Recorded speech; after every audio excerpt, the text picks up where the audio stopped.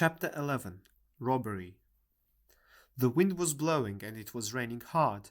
As they approached the city, the noise and traffic gradually increased.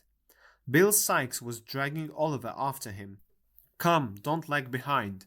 Sikes accompanied the speech with a jerk at his little companion's wrist. Oliver quickened his pace into a kind of trot between a fast walk and a run. When they passed Hyde Park Corner, an empty cart came up. Sikes asked the driver if he would give them a lift. "Jump up," said the man. "Is that your boy?" "Yes, he's my boy," replied Sikes, looking hard at Oliver and putting his hand into the pocket where the pistol was. "Your father walks rather too quick for you, doesn't he, my man?" inquired the driver, seeing that Oliver was out of breath. "Not a bit of it," said Sikes. "He's used to it." "Here, take hold of my hand, Ned." Thus, addressing Oliver, Sikes helped him into the cart, and the driver, pointing to a heap of sacks, told him to lie down there and rest himself. Oliver wondered more and more where his companion meant to take him. Kensington, Chiswick, Kew Bridge, Brentford were all passed, and yet they went on. At length they came to a public house called the Coach and Horses, and here the cart stopped. Sikes dismounted, holding Oliver by the hand. "Goodbye," said the man, and drove away. Sikes waited and then once again led Oliver onward. They turned round to the left a short way past the public house, and then, taking a right-hand road, walked on for a long time, passing many large gardens and houses on both sides of the way. At length they came into the town, and, turning into an old public house, ordered some dinner. The kitchen was an old low-roofed room. There were benches by the fire. Several rough men were drinking and smoking. Sikes and the boy had some meat for dinner, and sat so long after it that Oliver began to feel quite certain they were not going any further. He was very tired with the walk. First he dozed a little and then fell asleep. It was quite dark when he was awakened by a push from Sikes. Oliver sat up and looked about him. There was a man sitting near Bill Sikes, with whom he was communicating over a pint of ale. "Could you give my boy and me a lift?" asked Sikes, pushing the ale towards his new friend. "If you're going directly, I can," replied the man. "Is all paid, Becky?" "Yes, the other gentleman's paid," replied the girl.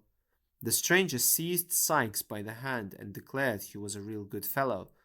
The night was very dark. A mist rose from the river. It was cold. Not a word was spoken. The driver grew sleepy, and Sikes was in no mood to lead him into a conversation. They came again into the lonely road. 2 or 3 miles more, and the cart stopped. Sikes took Oliver by the hand, and they once again walked on in mud and darkness until they came within sight of the lights of a town. Sikes kept straight on until they were close upon the bridge. "The water," thought Oliver, turning sick with fear. "He has brought me to this lonely place to murder me." He was about to throw himself on the ground when he saw that they stood before a house, all ruinous and decayed. No light was visible. The house was dark and looked uninhabited. Sikes, with Oliver's hand still in his, softly approached the porch. He opened the door and they passed in together. "Hallo!" cried a hoarse voice as they set foot in the passage. "Don't make so much noise, Toby." "Aha, my pal!" cried the same voice.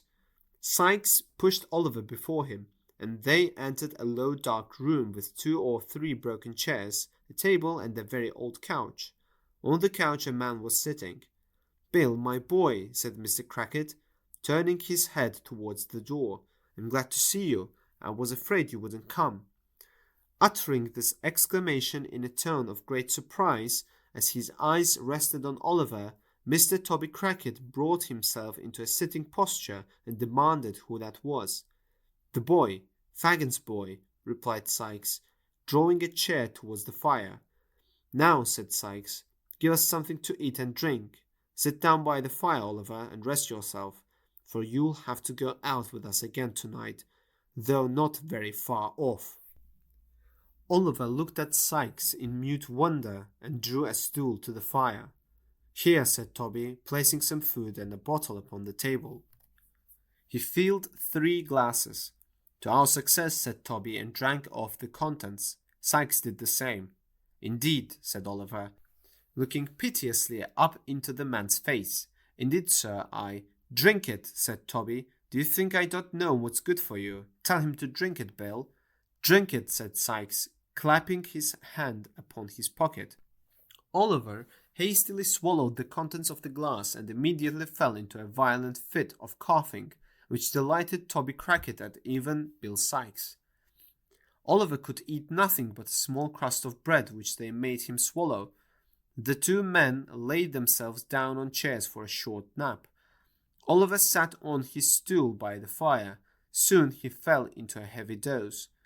He was roused by Toby Crackit, who said it was 1:30.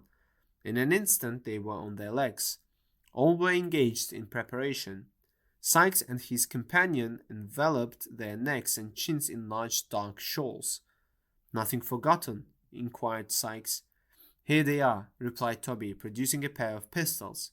I loaded them myself. The 2 robbers went out with Oliver between them. It was now very dark. The fog was much heavier. Let's go through the town, whispered Sikes. There'll be nobody in the way tonight. The hoarse barking of dogs occasionally broke the silence of the night.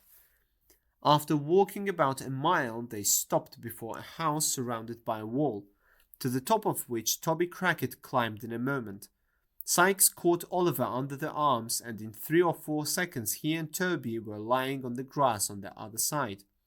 Sikes followed them over the wall immediately. Now, for the first time, Oliver understood that they were planning to enter the house, to steal and perhaps murder. He fell to his knees in fear. Get up, said Sikes angrily, taking the pistol from his pocket. Get up or I will shoot you through the head. Oh, please, let me run away and die in the fields, cried Oliver. Don't make me steal. Sikes put the pistol to Oliver's head, but Toby took it from him and put his hand over the boy's mouth. Quiet, he whispered. Don't shoot here. If the boy says another word, I will hit him on the head. He and Sikes took Oliver to the back of the house and they opened the small window. Now listen, whispers Sikes to Oliver. He took a lamp from his pocket and lit it. I'm going to put you through there. Take this light, go up the steps and along the little hall to the door. Open it and let us in. He stood on Toby's bent back and lifted Oliver through the window. Take this lamp, he said. Can you see the stairs? Yes, whispered Oliver, shaking. Sikes pointed to the door. If you don't open it, I will shoot you, he warned. Now go. Oliver had decided that he would go upstairs from the hall and wake the family. He did not mind if he died. With this idea in his mind, he took 1 step forward. Come back, cried Sikes. Back, back. Frightened by this cry, Oliver dropped his lamp. A light appeared at the top of the stairs, and he saw 2 men. There was another cry, a loud noise, a sudden light and smoke, and Oliver fell back. He had been shot. Sikes reached out and seized Oliver before the smoke had cleared away. He fired his own pistol after the men, who were already running away. He pulled Oliver quickly through the window. Give me a coat, Toby, he said. They have hit him.